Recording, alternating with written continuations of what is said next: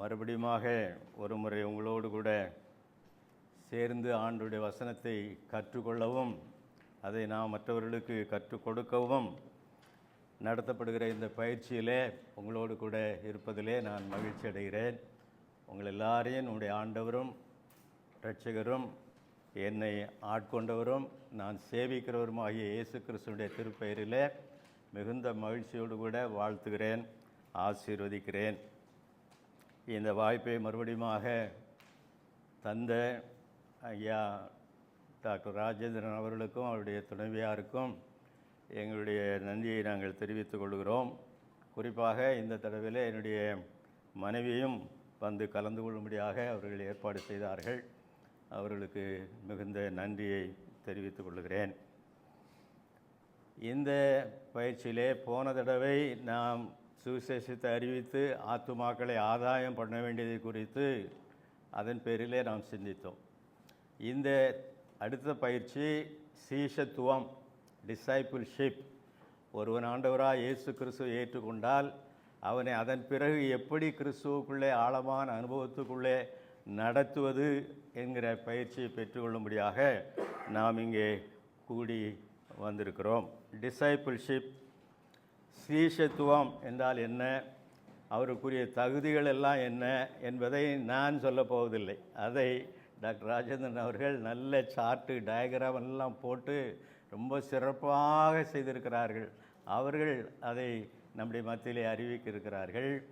முகவுரையாக வேத புத்தகத்தின் முக்கியத்துவத்தை குறித்து படிப்பதும் அதை கை கொள்வதுமானதை பற்றி நல்ல ஒரு அறிமுகத்தை ஏற்கனவே நமக்கு செய்துவிட்டார்கள். அல்லது வாழ்நாள் முழுவதும் நமக்கு போதுமான ஒரு செய்தியாக ஆரம்பத்திலேயே முகவுரையாக அவர்கள் சொல்லிவிட்டார்கள். நான் இந்த நாட்களிலே கர்த்தருடைய கிருபையினாலே அவருடைய வழிநடத்துதலின்படி ஆண்டவராக இயேசு கிறிஸ்துவுக்கு கொடுத்த பிரதான கட்டளை மத்தேயு 28, 18, 19, 20 நம்ம எல்லாருக்கும் தெரியும்.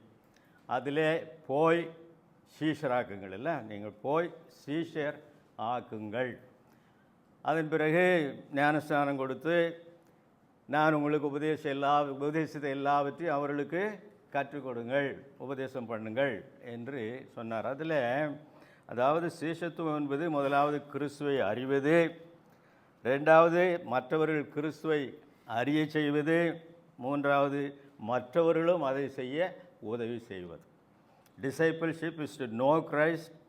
Discipleship is to make others know Christ. And discipleship is help others to do the same. அவர்களும் செய்ய முடியாக நாம் கற்றுக் கொடுக்க வேண்டும். அதைத்தான் அந்த பிரதான கட்டளையிலே நாம் பார்க்கிறோம். இந்த பிரதான கட்டளையின் ரெண்டாவது பகுதி சீடராக்குவது, இல்லைங்களா? கோ ப்ரீச் பேப்டைஸ் டீச் 4 இருக்குது. அதில் ரெண்டாவது மத்தேயுவின்படி சீஷராக்குதலை பற்றி சொல்லப்பட்டிருக்கிறது.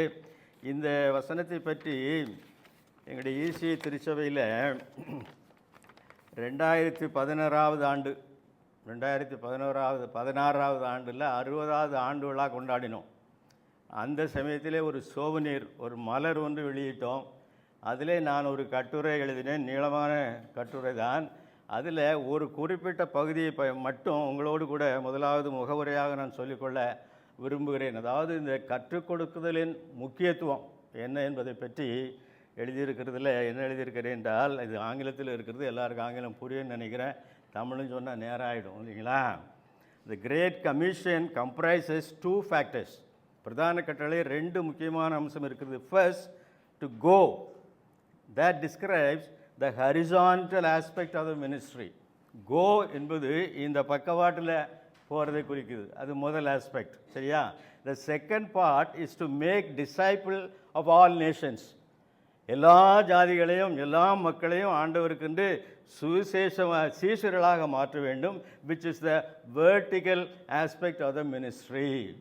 இது மேலும் கீழும் நேர போகிறது பக்கவாட்டு, இது மேலும் கீழும் ஆண்டவரோடு உறவும், கீழே நம்முடைய புதிதாக சேர்த்தோம் அல்லவா, சபையை விசுவாசிகளாக மாற்றினோம் அல்லவா, அவர்களை ஆழமான அனுபவத்துக்குள்ளே கிறிஸ்துவ போதனைகளை ஏற்றுக்கொள்ள முடியாது, கற்றுக்கொடுக்க முடியாத இந்த 2 முக்கியத்துவம் அவருடைய அந்த பிரதான கற்பனையில் அடங்கி இருக்கிறதை நான் பார்க்கிறோம். போங்கள், சீஷராக்குங்கள். அதில் இன்றைக்கு unfortunately today a lot of preaching and evangelistic activity is taking place. ஏராளமான சுவிசேஷ அறிவிப்பெல்லாம் இருக்குதுங்க. But proper teaching of God's word is woefully neglected எழுதியிருக்கேன். அதாவது ஆண்டவருடைய வசனத்தை போதித்து அவர்களை ஆழமான அனுபவத்துக்குள்ளே கிறிஸ்துவுக்குள்ளே கொண்டு வருகிற அந்த உபதேசம் கொஞ்சம் குறைவாகத்தான் இருக்கிறது என்பதை நாம் ஒத்துக்கொள்ள வேண்டியவர்களாக இருக்கிறோம். அதனால் விட்த்து இப்படி பக்கவாட்டில் போகிறது, டெப்த்து, சரிங்களா, இந்த ரெண்டும் ரொம்ப முக்கியம். நல்லா ஞாபகம் வைத்துக் கொள்ளுங்கள். அதில் சிங்கப்பூரில் இருக்கிற ஒரு சைனீஸ் பாஸ்டர் ஒரு புஸ்தகம் எழுதியிருக்கிறார், எ சர்டன் கைண்ட். அந்த தலைப்பு, புஸ்தகத்துக்கு தலைப்பு எ சர்டன் கைண்ட். இன்றைக்கும் இருக்கிறார் சிங்கப்பூரில். அவருடைய பெயர் எட்மன் சேன்.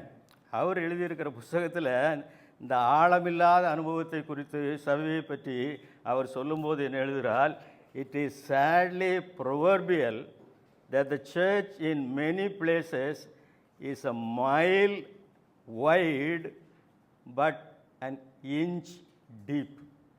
புரியுதா சொல்லுது? அகலத்தில் மைல் கணக்கில் இருக்குது, ஆனால் ஆழம் ரொம்ப குறைவாக இருக்குது. இன்றைக்கி ஆண்டோடைய ஊழியத்தை செய்கிற நாம், ஊழியர்களை பயிற்சிக்கிற நாம், சபை விசுவாசிகளை மற்றவர்களை விசுவாசிகளை ஆக்குகிறதற்கு பயிற்றுவிக்கிற நாம் இதை மனதில் ரொம்ப கொள்ளணும். The width is mile, but the depth is just an inch. He also says even in mega churches, அது முக்கியமாக பெரிய சபை இருக்கு பாருங்கள், மெகா சர்ச்சஸ்ன்னு சொல்ல, அதில் இது ரொம்ப கம்மி, ஆழம் ரொம்ப கம்மி. So it has been rightly lamented that although we have the largest church in history, we also have the hollowest ன்னு சொல்கிறார். பெரிய சபைகள் இன்றைக்கி சரித்திரத்தில் இந்தியா உலகம் பூரா இருக்குது, ஆனால் ஆழமும் ரொம்ப குறைவு, வெரி ஷாலோ. இதுதான் சீஷத்துவத்தின் முக்கியத்துவம் அன்பர்களே, சீஷத்துவத்தின் முக்கியத்துவம். ஆண்டவருடைய பிள்ளைகளை சீஷர்களாக நாம் முதலாவது சேர்த்து விடுகிறோம். அவர்களை ஆழமான அனுபவத்துக்குள்ளே கொண்டு வர வேண்டியதின் முக்கியத்தை குறித்து தான் அடுத்த 3 நாட்களில் நாம் கற்றுக்கொள்ளப் போகிறோம். அதனாலே பிரதான கட்டளையில் இந்த ரெண்டும் horizontal, not only horizontal but vertical. ஆண்டவரோடும் ஆழமான உறவு இருக்கணும். ஆண்டவருடைய வசனத்திலே ஆழமான, எனக்கு ஆண்டவர் கொடுத்தது, நான் பேராயராக அபிஷேகம் பண்ணப்பட்ட காலத்தில் எனக்கு ஆண்டவர் கொடுத்தது ஆண்டவருடைய வசனத்திலிருந்து ஏசாயா தீர்க்கதரிசன புத்தகம் 37வது அதிகாரத்திலிருந்து டேக் ரூட் பிலோ அண்ட் பேர் ஃப்ரூட் அபவ், கீழே வேர் பெற்றி மேலே, இதுதான் எனக்கு ஆண்டவர் கொடுத்த மாட்டோ. அதுதான் இன்று வரை செய்து கொண்டு வருகிறேன். எங்கள் ஃபாதர் பிஷப் ஐயா இப்படி போவாங்க இல்லையா, எஸ்ராசர் கொண்டையா இப்படி போவாங்க, வேகமாக போவாங்க சுவிசேஷம் அறிவிக்கிறதுக்கு. நான் ஃபாலோ பண்ணி போய் அப்படியே கொஞ்சம் எடிஃபிகேஷன், பக்தி விருத்தி, சபை பக்தி விருத்தி உண்டாகும்படியாக வசனத்தை போதிக்கிறது. அதனால் 2 பேரையும் ஆண்டவர் ஒன்றாக இணைத்து ஏறத்தாழ 60 ஆண்டுகள் அவர்கள் இந்த கத்தோலிக்க ராஜ்யம் போய்விட்டார்கள். எனக்கு இன்னும் ஏதோ ஒரு நோக்கத்தில் ஆண்டவர் உயிரை கொடுத்திருக்கிறார். இருவருமாக சேர்ந்து இதுமாக இந்தியா தேசம் முழுவதிலேயும் ஆயிரக்கணக்கான சபைகளை சாவிக்கும்படியாக கர்த்தர் கிருபை செய்தார். அதனால் சீஷராக்கின பிறகு நாம் என்ன செய்கிறோம், ஒரு கிறிஸ்துவுக்குள்ளே ஒரு மனுஷன் வந்தால் அவன் புது சிஷ்யா இருக்கிறோம் இல்லையா. 2 கொரிந்தியர் 5ஆம் அதிகாரம் 17ஆம் வசனம் எல்லாம் மனப்பாடமாக தெரிந்த வசனம். நம்முடைய ஐயாவுக்கு பைபிள் முழுதும் தர, அவங்களுக்கு பைபிளே தேவையில்லைல்ல. ஒரு எழுத்து கூட முன்ன பின்ன, ஒரு வார்த்தை கூட முன்ன பின்ன இல்லாமல் இவ்வளோ மனப்பாடம் பண்ணி வச்சுருக்காங்க. அந்த மாதிரி நான் படிக்கலை, உங்களுக்கு எப்படியே தெரியாது. 2 கொரிந்தியர் 5:17, ஒருவன் கிறிஸ்துவுக்குள் இருந்தால் அவன் புது சிஷ்யா இருக்கிறான், பழையவைகள் ஒழிந்து போயின, எல்லாம் புதிதான். இப்போ ஒரு புது குழந்தை பிறந்திருக்குது, சரிதானா? அந்த குழந்தையை நீ எப்படி வளர்ப்பது? இப்போ அவங்களுடைய டயக்ராமில் அந்த சீஷத்துவத்தை பற்றி ஷார்ட்டில் போடுவாங்கன்னு நினைக்கிறேன். அதில் முதலாவது பிரசங்கம் பண்ணும்போது அவர்களை விசுவாசிகளாக்குகிறோம், 2வது சீடர்களாக மாற்றும்போது அவர்களுக்கு நற்பண்புகள்னு போட்டிருக்காங்க, கேரக்டர். அதை பற்றி, கேரக்டரை பற்றியே அந்த நற்பண்புகளை பற்றி சொல்லும்படியாக என்னிடத்திலே கொண்டு கேட்டுக்கொண்டார்கள். அதனால் இந்த குழந்தையை, கிறிஸ்துவுக்குள்ளே பெற்றெடுத்த குழந்தையை நாம் இனி எப்படி வளர்ப்பது என்பதை குறித்து தான் கொஞ்ச நேரம் உங்களோடு முதலாவது பகிர்ந்து கொள்ள விரும்புகிறேன். தி கிறிஸ்டியன் வாக், நற்பண்புகள், character of a new baby, அது வளருவதற்கு என்ன செய்ய வேண்டும்? ரோமர் 6வது அதிகாரம் 4வது வசனத்தில், மேலும் பிதாவின் மகிமையினாலே கிறிஸ்து மரித்தோலிருந்து எழுப்பப்பட்டது போல நாமும் புதிதான ஜீவனுள்ளவர்களாய் நடந்து கொள்ளும்படிக்கு அவருடைய மரணத்திற்குள்ளாக ஞானஸ்நானத்தினாலே கிறிஸ்துவுடனே கூட அடக்கம் பண்ணப்பட்டோம். என்ன சொல்கிறாரு? புதிதான ஜீவனுள்ளவர்களாக நடந்து கொள்ளும்படியாக இயேசுவானுடைய மரணம், அதாவது இப்போ ஞானஸ்நானத்தில் முழுகும்போது பாவத்துக்கு சாகிறதுக்கு அடையாளம், வெளியே வரும்போது இயேசுவோடு உயிரோடு எழும்புறதுக்கு அடையாளம். ஒரு புதிதான ஜீவன் ரட்சிக்கப்பட்ட ஒரு மனுஷனுக்கு அது ஒரு புது சிருஷ்டியாய் ஒரு புது ஜீவனை ஆண்டவர் நமக்கு கொடுக்கிறார். பழைய ஜீவன் எல்லாம் அப்படியே மறைஞ்சு போகுது. ரோமர் 6வது அதிகாரம் 2ஆம் 3ஆம் 6ஆம் வசனங்களில் படிக்கும்போது, பாவத்துக்கு மரித்த நாம் இனி அதிலே எப்படி பிழைப்போம்? கிறிஸ்து இயேசுவுக்குள்ளாக ஞானஸ்நானம் பெற்ற நாம் அனைவரும் அவருடைய மரணத்துக்குள்ளாக ஞானஸ்நானம் பெற்றதை அறியாமல் இருக்கிறீர்களா? இனி நாம் பாவத்துக்கு ஊழியம் செய்யாதபடிக்கு பாவ சரீரம் ஒளிந்து போகும் பொருட்டாக நம்முடைய பழைய மனுஷன் அவரோடு கூட சிலுவையில் அறையப்பட்டதென்று அறிந்திரு. கம்ப்ளீட்டாக dead to your old life, starting a new life. பாவத்துக்கு பழைய வாழ்க்கைக்கு முழுவதும் மறித்து ஒரு புது வாழ்க்கைக்கு போகிறோம். நான் மிடில் ஸ்கூலில் படிக்கும்போது அப்போல்லாம் ட்ரில் கிளாஸ்ன்னு சொல்லுவாங்க. இப்போ வந்து ஃபிசிக்கல் எஜுகேஷனாக ட்ரில் கிளாஸ். அங்கே ட்ரில் மாஸ்டர் என்ன சொல்லுவார்? ஸ்டாண்டர்டீஸ் அப்படின்னா இப்படி நீங்கள், அப்புறம் அட்டென்ஷன், அப்புறம் சொல்லுவார் ரைட் டர்ன், சரிதானே? இப்படி அப்புறம் ரைட் டர்ன், அப்புறம் லெஃப்ட் டர்ன், ஆனால் லெஃப்ட் டர்ன், அப்புறம் சொல்லுவார் என்னது அபவுட் டர்ன். அபவுட் டர்ன் என்னது? 180 டிகிரி திரும்புகிறது. அதுதான் இந்த புதிதான ஜீவனுள்ளவர்களாய் நடத்தல் என்பது அடையாளம். No more old life. பழைய மனுஷன் செத்து போயிட்டான், அவன் இல்லை. பழைய சுந்தர்சே இல்லை. பவுலடியார் என்ன சொல்கிறார்? நான் கிறிஸ்துவோடு கூட சிலுவையில் அறையப்பட்டேன், இனி நான் அல்ல கிறிஸ்துவே என்னில் பிழைத்திருக்கிறார். இப்போது பிழைத்திருப்பது என்னுடைய மாம்சத்தில் நான் இருப்பது எனக்காக உயிர் கொடுத்து அவருக்காக. எவ்ரிதிங் பிகம்ஸ் நியூ, கம்ப்ளீட்டாக புதுசு. பழைய வாழ்க்கை இல்லை. ஒரு சீசன் ஆக்கி நீங்கள் ஆத்மா ஆதாயம் பண்ண பிறகு அவனுக்கு அதை நீங்கள் கற்றுக் கொடுக்க வேண்டியது அவசியமாக இருக்கிறது. ஒரு புது ஜீவன், புது வாழ்க்கை. போன தடவை வந்திருக்கும் போது சொன்னேன்னு நினைக்கிறேன், 2 சிஸ்டர்ஸு டான்ஸ் பார்ட்டிக்கு போய் பணம்லாம் சம்பாதிச்சுட்டு இருந்தாங்க. ஞாபகம் அவங்களுக்கு இல்லை, திரும்பவும் சொல்கிற வேண்டாம், சரியா? திடீர் ஆண்டவருடைய கிருபையினால ரட்சிக்கப்பட்டாங்க. பழைய பார்ட்டிக்கு வந்து டான்ஸ் ஆடி அந்த பொறுப்பு அதை செய்யுங்கன்னு சொல்லி ஒரு அழைப்பு ஒரு ஹோட்டல்லேருந்து வருது. இவங்க என்ன எழுதுனாங்க? we are sorry we cannot attend the dance party because we died recently. we died. அவர் பார்த்தாரு, செத்து போனவங்க எப்படி எழுத முடியும்? செத்து போனவங்க எழுத முடியுமா? அவர் வந்துட்டார், நேரடி வீடு தேடி வந்துட்டார். அந்த 2 சிஸ்டர்ஸும் தங்களுடைய புது அனுபவத்தை விட்டு அவரோடு பகிர்ந்து கொண்டது. அவரே கிறிஸ்தவனாக மாறிட்டார். அல்லேலூயா. இதுதான் புது வாழ்க்கை. we are died recently. no more old self. பழைய வாழ்க்கை நம்மிடத்தில் இல்லாத தான் பாவத்துக்கு மரித்த நாம் இனி எப்படி அதில் பிழைப்போம் என்று சொல்கிறார்.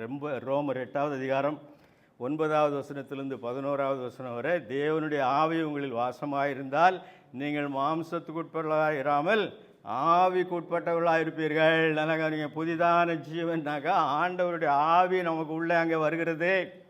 மேலும் கிறிஸ்து உங்களில் இருந்தால் சரீரமானது பாவத்து நிமித்தம் மரித்ததாயும் ஆவியானது நீதி நிமித்தமாய் ஜீவனுள்ளதாயும் இருக்கும். ஒரு புது வாழ்க்கை, புது நீதி, எல்லாம் சுத்தம், உண்மை, நேர்மை எல்லாம் அங்கே வருகிறது. 11வது வசனம், அன்றியும் மரித்தோலிருந்து இயேசுவை மரித்தோலிருந்து எழுப்பினவருடைய ஆவி உங்களில் வாசமாயிருந்தால் கிறிஸ்துவை மரித்தோலிருந்து எழுப்பினவர் உங்களில் வாசமாயிருக்கிற தம்முடைய ஆவினாலே சாவுக்கு ஏதுவான உங்கள் சரீரங்களை உயிர்ப்பிப்பா. ஆவியான வரணும் அப்படிலாம் ஒன்றும் நடக்காதுங்க. அதுதான் சகரியா புத்தகத்தில் படிக்கிறோம். பலத்தினாலும் அல்ல பராக்கிரமத்தினாலும் இல்லை, என்னுடைய ஆவியினாலே ஆகும் என்று சேனைகளின் கர்த்தர்.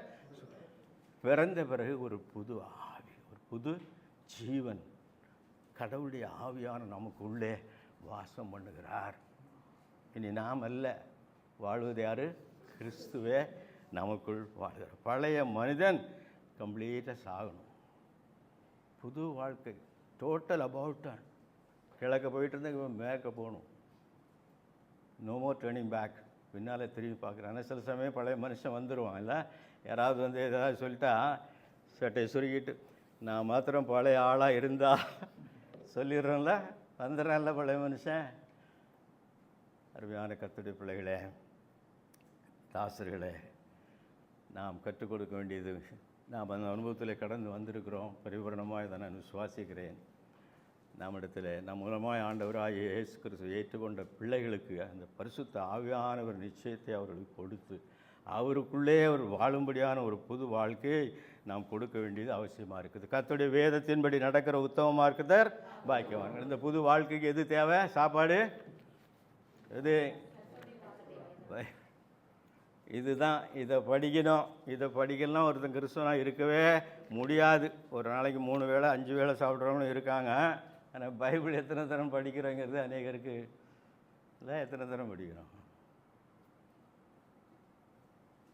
நான் அந்த எழுத்து படிக்கிற காலத்துலேருந்து எங்கள் வீட்டில் பெற்றோர் பைபிள் வாங்கி கொடுத்துட்டாங்க. அப்போ இருந்து பைபிள் படிக்கிறேன். ஆனால் இப்போ படித்தாலும் அநேக புதுசாக தான் இருக்குது. இப்போ படித்தாலும் it's a mind, it's a gold mind. சுரங்கம் இல்லைங்களா? இது வேத புஸ்தகம் ஒரு சுரங்கம். இதில் ஆண்டவர் அந்தந்த வேண்டிய ஆகாரத்தை அப்பத்தில் நமக்கு கிருபையாய் போட்டு வைத்திருக்கார். நம்முடைய வேதம் என் மன மகிழ்ச்சி ஆதராக இருந்தால் என் துக்கத்தில் அழிந்து போகுது. துக்கம்லாம் வருது, பாடுகள் வருது, கஷ்டம் வருது. ஆண்டவருடைய வசனம் எபிரேயர் 4:12 படிக்கிறோம். தேவனுடைய வார்த்தையானது ஜீவனும் வல்லமையும் உள்ளதாயும் இருபுறமும் கருக்குள்ள எந்த பட்டயத்திலையும் கருக்கானதாயும் ஆத்துமாவையும் ஆவியும் கணுக்களையும் ஊனையும் பிரிக்கத்தக்கதாக உருவக்குத்துறதாயும் இருதயத்தின் நினைவுகளையும் யோசனைகளையும் வகையறுக்கிறதா. இதுக்கு சொல்லும். இது கண்ணாடி மாதிரி காட்டும். கண்ணாடி மாதிரி காட்டும். இந்த சேலத்தில் நான் ரொம்ப வருஷத்துக்கு முந்தி படித்தது இதில் கூட போட்டு வச்சுருந்தேன். தெரியாமல் அதை அழிச்சு விட்டுட்டேன். அதாவது சேலம் பஸ் டெப்போவில் அங்கேருந்து பஸ்ஸை எடுக்கும்போது அதுக்கு முன்னே ஒரு பெரிய போர்டு இருக்குமா, 7-8 கண்டிஷன் அதில் போட்டிருக்குன்னு. சிலது எனக்கு மறந்து போச்சு. அதில் டிரைவர் ஏறி உட்கார்ந்த உடனே அதை படித்தது, ரேடியேட்டரில் தண்ணி இருக்குதா, லைசன்ஸ் எல்லாம் வச்சுருக்கியா, அந்த மாதிரி ஒரு 10 இது அதில் இருக்குமா. அதெல்லாம் சரியாக இருந்தால் தான் வண்டி எடுக்கணும். ஒவ்வொரு நாள் நம்முடைய வாழ்க்கையை தொடங்குவதற்கு முன்பாக இங்கே போகணும். இன்றைக்கி என்ன செய்யணும், எங்கே போகணும், எதை பேசணும், எதை செய்யணும், எல்லாம் இது நமக்கு கற்றுக் கொடுக்கக்கூடியதாக இருக்கிறது. வேதத்தை பற்றி படிக்கிறது புது விசுவாசிக்கு மிகவும் அவசியம். வேதம் படிக்காமல், பைபிள் படிக்காமல் ஒரு கிறிஸ்தவனை வாழவே முடியாது. ஜார்ஜ் முல்லர், கேள்விப்படாத இருக்க மாட்டீங்க. அவர் தன்னுடைய சொந்த அனுபவத்தை குறித்து அவர் எழுதியிருக்கிறத சொல்லியிருக்கிறத நான் படிக்கிறேன், கேளுங்க. அவரை 90வது வயசில், ஜார்ஜ் முல்லர் 90வது வயசானப்போ அவரால் ஊழியம் ஆரம்பிக்கப்பட்டு ஊழியத்தில் இருக்கிற நம்மை போல ஊழியக்காரர்களை அழைத்து he gave a lecture. George Muller, in an address given to ministers and workers after his 90th birthday, he spoke thus of himself. தன்னை குறித்து அந்த உடன் ஊழியர்களுக்கு இப்படி சொல்கிறாராம். என்ன சொல்கிறாரு? I was converted in November 1825. 1825 ரட்சிக்கப்பட்டேன். But I only came to the full surrender of the heart 4 years later. 4 வருஷத்துக்கு பிறகு தான் ரட்சிக்கப்பட்டு, 4 வருஷத்துக்கு பிறகு தான் முழுவதுமாக ஆண்டவருக்கு தன்னை ஒப்பு கொடுத்தாராம். That was in 1829. அப்போ என்ன சொல்கிறாரு? The love of money was gone. The love of place was gone. The love of position was gone. The love of worldly pleasures and engagements was gone. God alone became my portion. ஒரு மனுஷன் 4 வருஷம் ரட்சிக்கப்பட்டு 4 வருஷத்துக்கு பிறகு ஆண்டவருக்கு முழுவதுமாய் ஒப்பு கொடுத்த பிறகு இந்த பதவி ஆசை, பொருள் ஆசை, பண ஆசை, உலக சிற்றின்பங்கள் எல்லாம் என்னை விட்டு போய்விட்டது. God became all in all.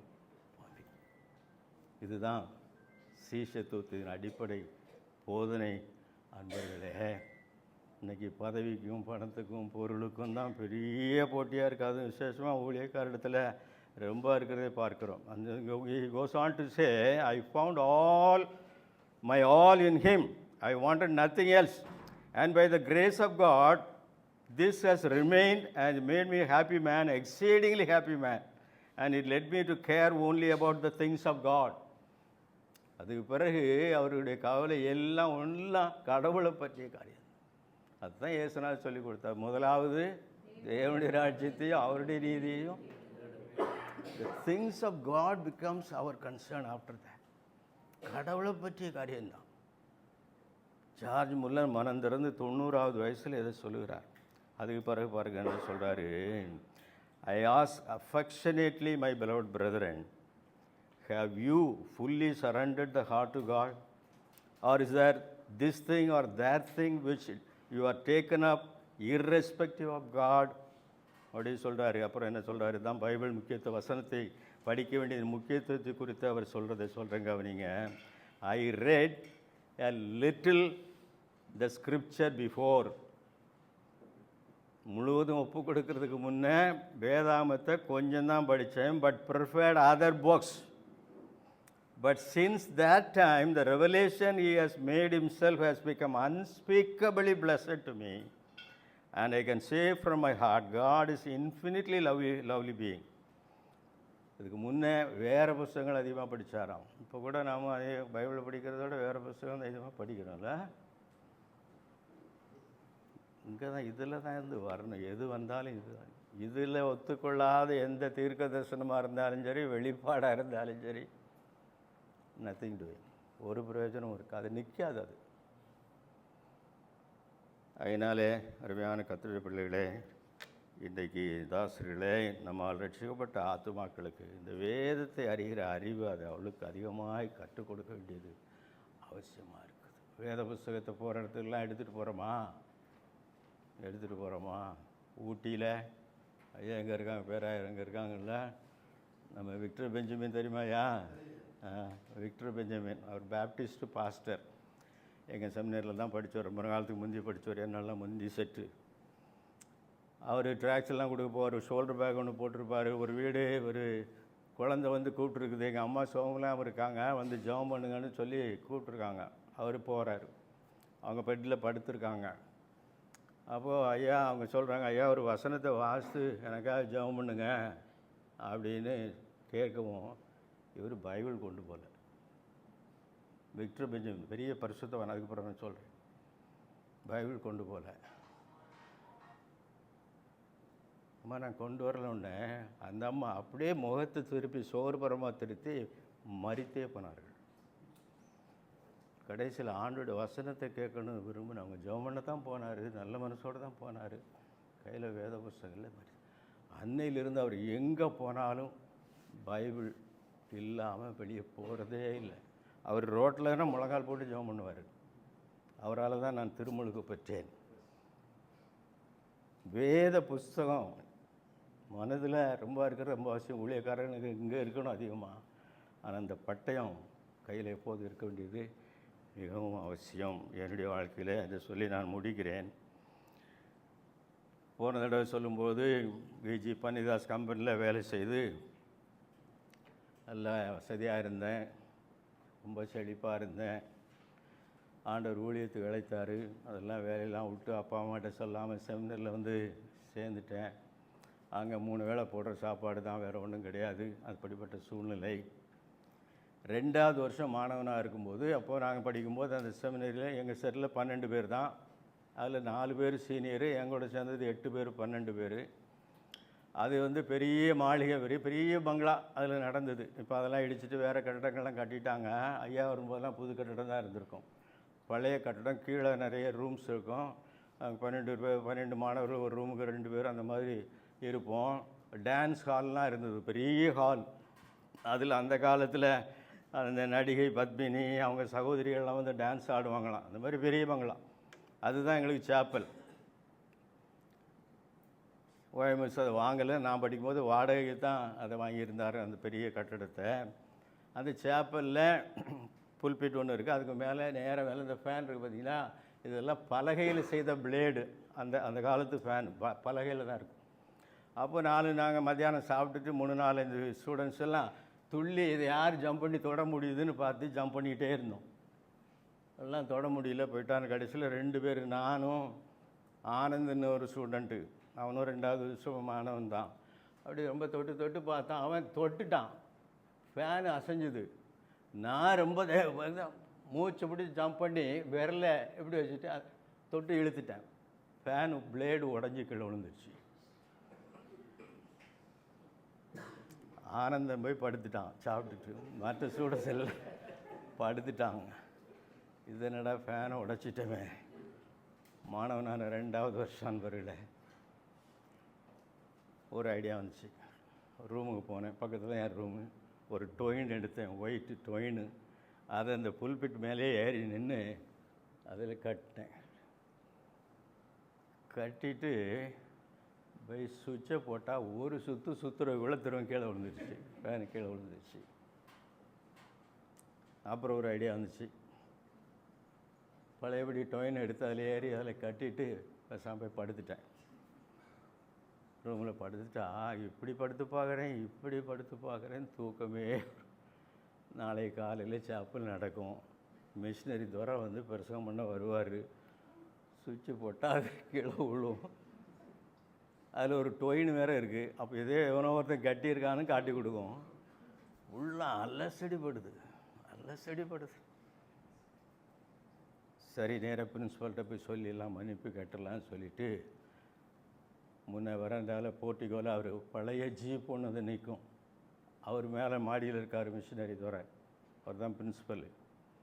மன்னிப்பு கேட்கலான்னு போய் பார்த்தா அந்த ஜீப்பு இல்லை. ஜீப்பு வெளியே போயிருக்கனால அப்போ மிஷினரி இல்லை, வெளியே போயிருக்காருன்னு நினச்சிட்டு அங்கேயே உட்காந்துட்டேன். அந்த அந்த போர்ட்டிகோவில் உட்காந்துட்டேன். ஜீப்பு வந்தது, மிஷினரி இறங்கி வெளியே வந்தார். அப்போ புரோக்கன் இங்கிலீஷ் என்ன, சார்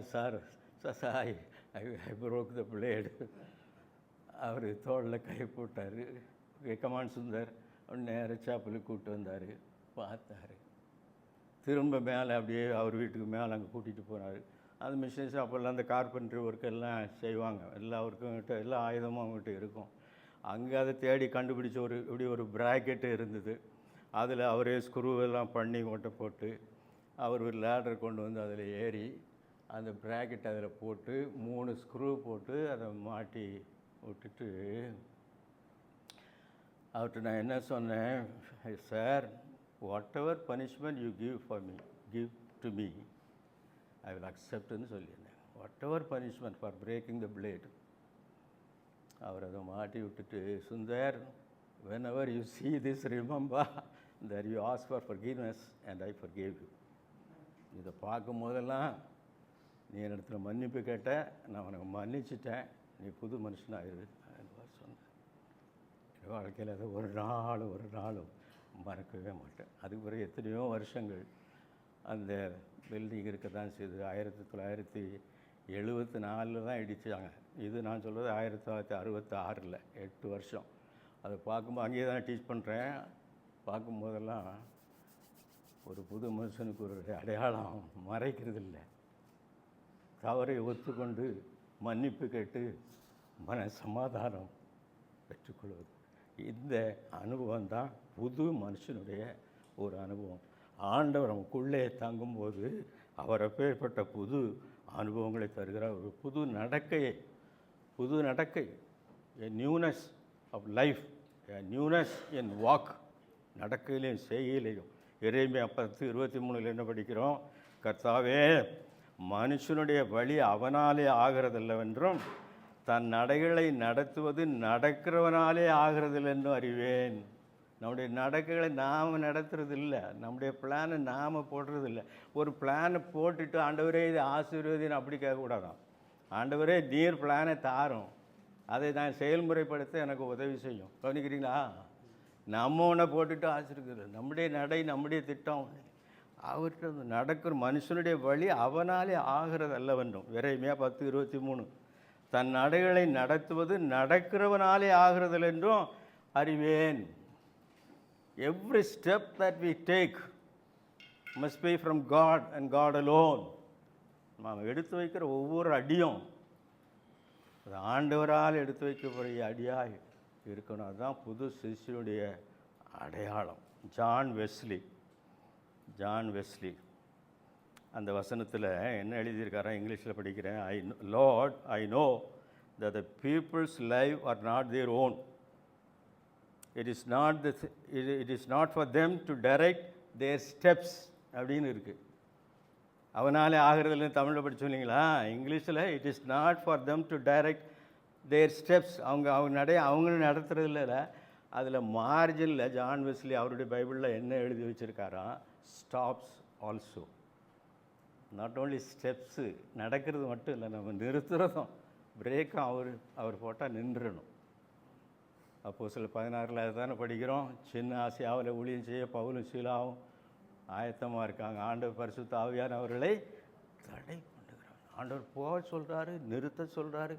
எல்லாம் கவனமாக ஓடி சாடிடுறதில்லை, இஷ்டத்துக்கு போயிடுறதில்லை. ஜான் வெஸ்லி எழுதி இருக்கிறது எனக்கு ரொம்ப பிடிக்குது. அப்படி பைபிள் மார்ஜினில் அப்படி எழுதி வச்சுருக்கிறான். Not only steps but their stops also. அதனால் நண்பர்களே, நாம் இயேசுவானவர் நடந்தபடியே நடக்க வேண்டும். அதைத்தான் யோவான் சுவிசேஷன் 1 யோவான் 1 நிருபம் 2வது அதிகாரம் 6வது வசனத்தில் நாம் படிக்கிறோம். இயேசு நடந்தபடியே நாம் நடக்க வேண்டுமா? அவருக்குள் 1 யோவான் 2:6 அவருக்குள் நிலைத்திருக்கிறேன் என்று சொல்லுகிறவன் அவர் நடந்தபடியே தானும், அல்லேலூயா, அவர் நடந்தபடியே தானும் நடக்கணும். அவர் எப்படி நடந்தார்? மத்தேயு 4ஆம் அதிகாரம் கடைசியிலையும் மத்தேயு 9ஆம் அதிகாரம் கடைசியிலையும் சொல்லியிருப்போம். போன தடவை சொல்லியிருப்பேன்னு நினைக்கிறேன். அது என்ன அருமையாக சொல்லியிருக்கு பார்த்தீங்களா? மத்தேயு 4:23 இயேசு கலிலேயா எங்கும் சுற்றி நடந்து அப்படின்னு இருக்கு. எங்களே சுற்றி நடந்து. அதே மாதிரி மத்தேயு 9:35 பின்பு இயேசு சகல பட்டணங்களையும் கிராமங்களையும் சுற்றி நடந்து அவர் அறிவிக்க போனதை பற்றி அப்படி சொல்லி, அப்புறம் வியாதிகள்லாம் சுகமாக்கினார், போதனை பண்ணார், உபதேசம் பண்ணலாம் இருக்கு இல்லைங்களா? அவர் நடந்தபடியே நீங்களும் நானும் நடக்க அழைக்கப்பட்ட நீங்களும் நானும் என்றால் நம்மால் ரட்சிக்கப்பட்ட ஆத்துமாக்கள் இயேசுவானவர் படி நடக்கும்படி சுட்டி காட்டணும். அதுதான் ஜான்ஸ் காஸ்பலை பற்றி சொல்லும்போது மத்தேயு, மார்க், லூக்காவை விட யோவான் சுவிசேஷம் முற்றிலும் வித்தியாசமானது இல்லைங்களா? 7 அற்புதங்கள் அதுதான் அதில் இருக்கும். அந்த ஒவ்வொரு அற்புதமும் ஒரு காமெண்டேட்டர் என்ன சொல்கிறாருன்னா, அது இயேசுவை நோக்கி நடக்குது, வழிகாட்டும். It points toward Christ. அங்கே நடத்தும். இப்போ கூட மேலே எழுதி வச்சுருக்கு, விருதுநகர் இங்கே ஒரு 20 மைல் அப்படின்னு போட்டிருந்தா அது விருதுநகர்னு போட்டிருக்கு, அங்கேன்னு போமா? அதுன்னு சொல்லுது. சொல்லிய கைடிங் போஸ்ட் இன்னும் போகணும். அதை மாதிரி ஒவ்வொரு நாளும் நாம் செய்கிற செய்கைகள் நம்மிடத்தில் இருக்கிற விசுவாசிகளை இயேசுவை நோக்கி காட்டணும், நம்ம நோக்கி காட்டக்கூடாது. We should not build people around us. என் வாழ்க்கையில் நான் ஒருத்தரையும் என்னை சுற்றி கட்டலை பார்த்துருங்க. 1000 சபைகளுக்கு தலைவனாக இருந்தாங்கன்னா எனக்கு பெரிய ஆதரவெல்லாம் ஒன்றும் கிடையாது. மக்கள் ஆதரவு இல்லை, அப்படியெல்லாம் அது நான் தேடவும் இல்லை. Point your converts toward Christ. Let them look unto Jesus, who is the author and finisher of our faith. நம்முடைய விசுவாசத்தை துவக்கிறவரும் முடிக்கிறவருமாய் அவரை நோக்கி பொறுமையோட கடவுள் கர்த்ததாமே நமக்கு பேர்பட்ட கிருபைகளை தருவாராக.